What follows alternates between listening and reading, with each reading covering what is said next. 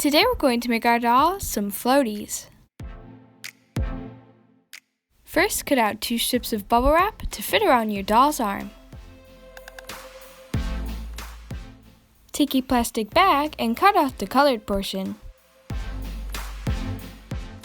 Tape it around the bubble wrap.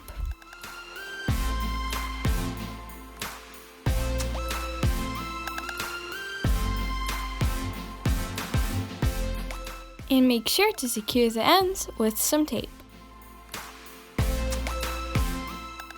Then fold it into a cylinder and tape it together.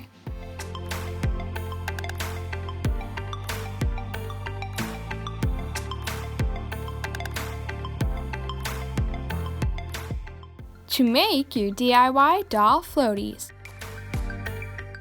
Plus, they can actually float.